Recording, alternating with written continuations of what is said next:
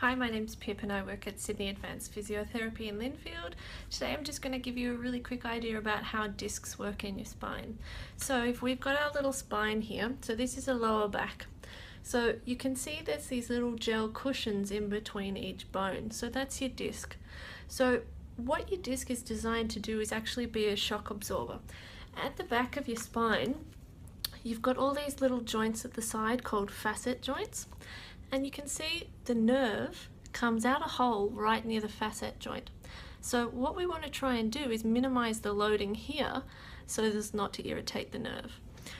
What can happen is that these facet joints are only supposed to take about 16% of your body weight, and when your posture's bad or you've got disc problems, you can end up taking up to 70% of your body weight on these joints.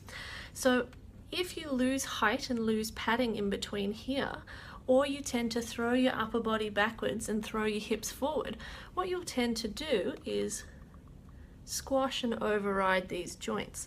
And when you do that, you make the hole for the nerve smaller.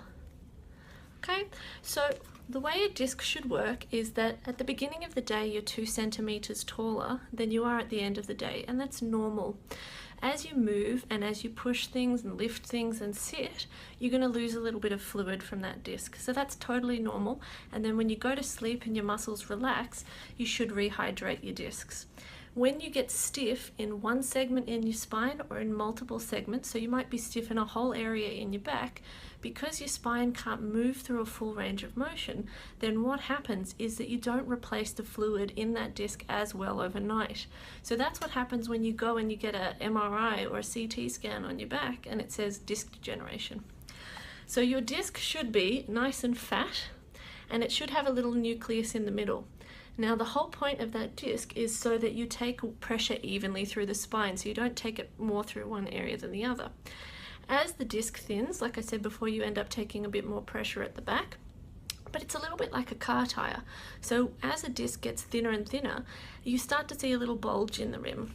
So where your nerve endings are is in this outside part of this disc here. And as the disc thins, you start to take more pressure on that part, so you start to actually feel the pain. The difficulty can also be like this guy here.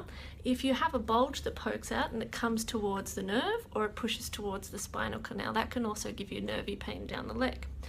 So what you actually need to do during the day is move through a full range of motion and not have stiff joints in order to create pressure change in your disc. And if you can create pressure change in your disc, then when you go to sleep, your discs will refill like someone coming along in the middle of the night and pumping up your car tires. The longer you leave stiffness, which might be completely pain-free, the longer you leave that stiffness in your spine and you don't do anything about it, the more likely it is that the discs in that area are going to break down. This is why when people have spinal fusions, a couple of years later, they tend to have disc issues in the disc above and below the fusion, because at that point where the two vertebrae have basically been glued together, there's no more movement, so there's nothing to stimulate the normal metabolic process in the disc. So hope that helps you understand a little bit more about what goes on with discs on a day-to-day basis. If you have any questions or you'd like us to do a video on a particular topic, by all means drop us a comment below. Otherwise, if you have any issues that we can help you with, like back pain, like incontinence, sporting performance, please give us a buzz, 9416 4410.